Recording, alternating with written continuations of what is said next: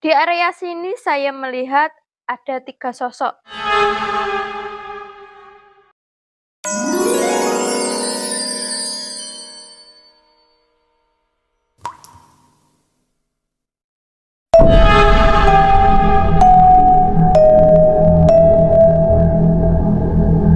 Assalamualaikum warahmatullahi wabarakatuh.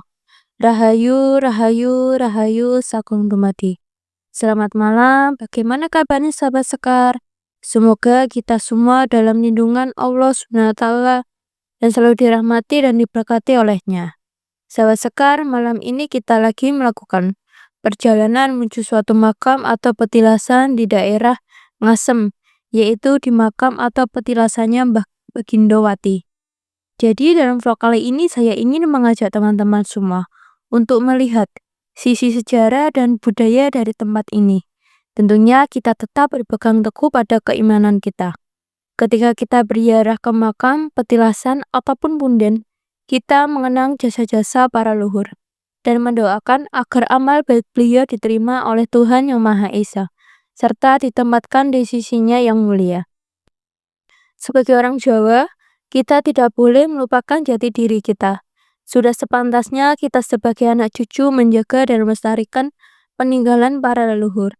Nah, mari kita mulai perjalanan ini. Mbah Bagindowati dikenal oleh masyarakat Dusukerweden, Desa Karangrejo, Kecamatan Ngasem, Kabupaten Kediri, sebagai tokoh spiritual yang dihormati. Makam atau petilasan beliau menjadi tempat ziarah yang sering dikunjungi oleh masyarakat setempat dan peziarah dari berbagai daerah. Peran sebagai pembabat alas. Dalam tradisi lisan masyarakat setempat, Mbah Bagindowati diyakini sebagai salah satu tokoh yang berperan dalam membuka wilayah hutan belantara di Dusun Kawaden, Desa Karangrejo, Kabupaten Kediri. Beliau dianggap sebagai pembabat alas yang pertama kali menetap dan membuka lahan di daerah tersebut, sehingga memungkinkan terbentuknya pemukiman dan berkembangnya komunitas masyarakat. Warisan budaya dan tradisi.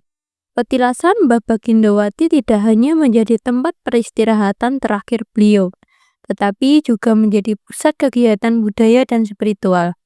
Masyarakat sekitar sering mengadakan kegiatan ziarah, terutama pada hari-hari tertentu yang dianggap sakral, sebagai bentuk penghormatan terhadap leluhur dan upaya menjaga warisan budaya lokal.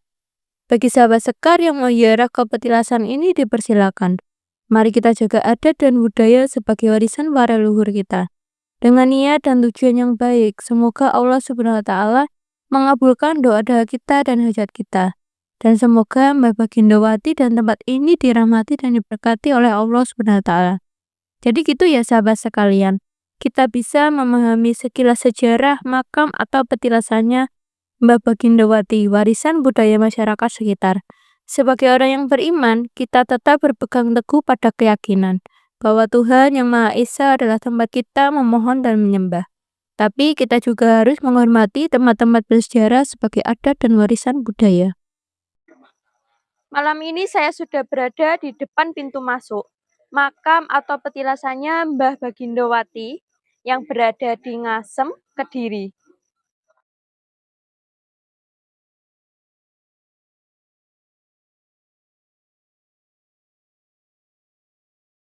Mari kita masuk ke dalam untuk mendoakan beliau. Semoga jasa dan amal kebaikan beliau diterima oleh Tuhan Yang Maha Esa, dan beliau ditempatkan di sisinya yang mulia.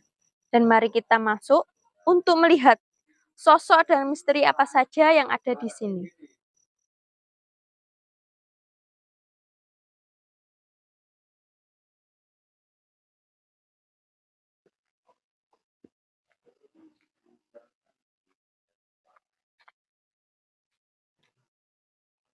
Assalamualaikum, rahayu, rahayu, rahayu, sagung dumadi.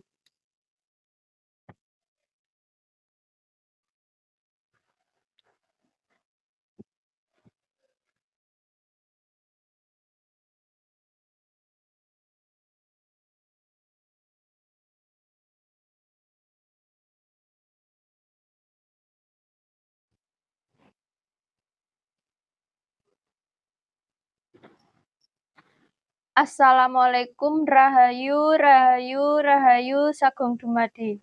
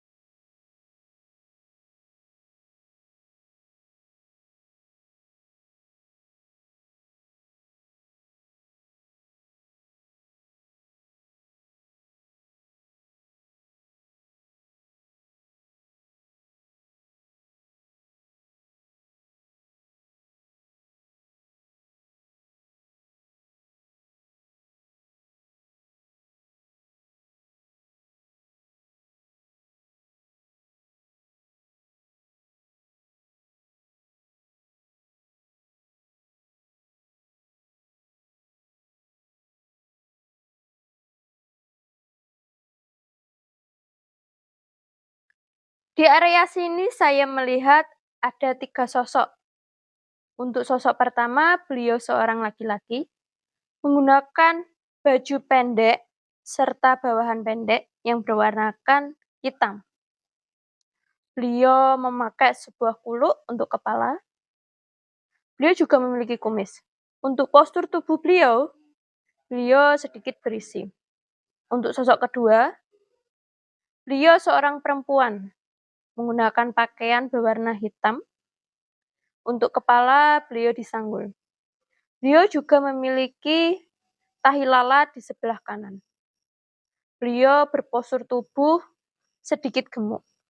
Dan untuk sosok ketiga, beliau seorang laki-laki memiliki postur tubuh yang tinggi. Dan untuk bajunya, beliau berwarna putih, juga dilengkapi sebuah sorban.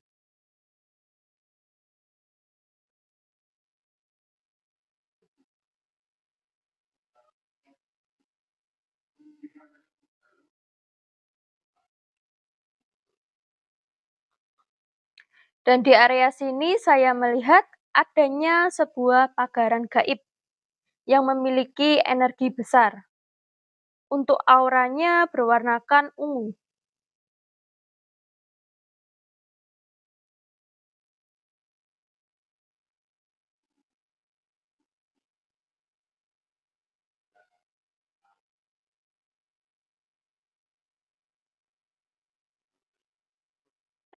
Di area sini saya melihat ada sesosok laki-laki. Beliau memiliki postur tubuh yang pendek dan kurus. Beliau memakai sebuah baju berwarna coklat.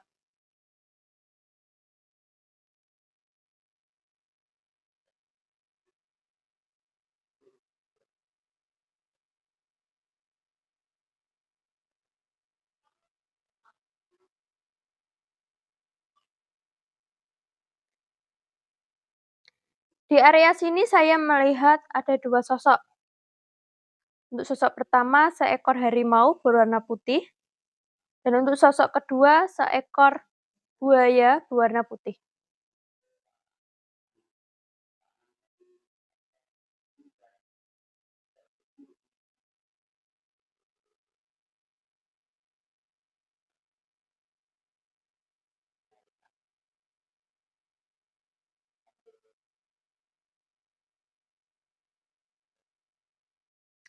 Di area sini sebenarnya banyak sosok, tapi saya akan menyebutkan 2 sosok.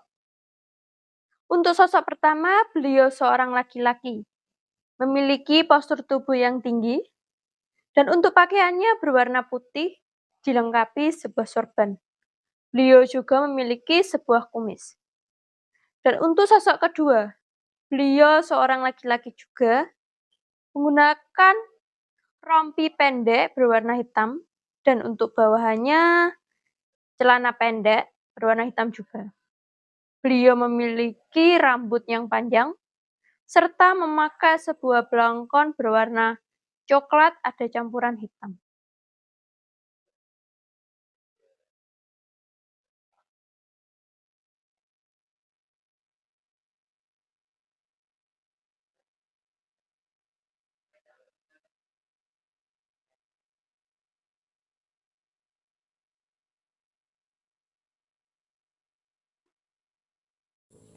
Sahabat Sekar, ketika kita membaca sejarah, kita sedang menelusuri jejak langkah para pendahulu yang telah berjuang, berpikir, dan berkorban. Mengabaikan sejarah sama dengan mengabaikan identitas dan jati diri kita sebagai bangsa. Maka, jangan hanya mengenang sejarah hayati, pahami dan jadikan sebagai petunjuk arah dalam menentukan masa depan dan generasi berikutnya. Dikala kita menelusuri jejak-jejak para leluhur, entah itu makam, petilasan, ataupun tempat-tempat yang disakralkan, kita sebagai insan beragama harus senantiasa menjaga keimanan bahwa semua ini adalah bagian dari ciptaan Tuhan dan merupakan tanda-tanda kebesarannya. Sebagai anak cucu, sudah sepatutnya kita mengenang dan mendoakan para leluhur agar segala amal dan jasa-jasanya diterima oleh Tuhan Yang Maha Esa, dan semoga mereka ditempatkan di sisinya yang mulia. Kita juga harus senantiasa mengingat bahwa tempat-tempat ini hanyalah sarana untuk mendekatkan diri kepada alam dan kepada Tuhan. Hanya kepadanya lah kita memohon dan menyembah.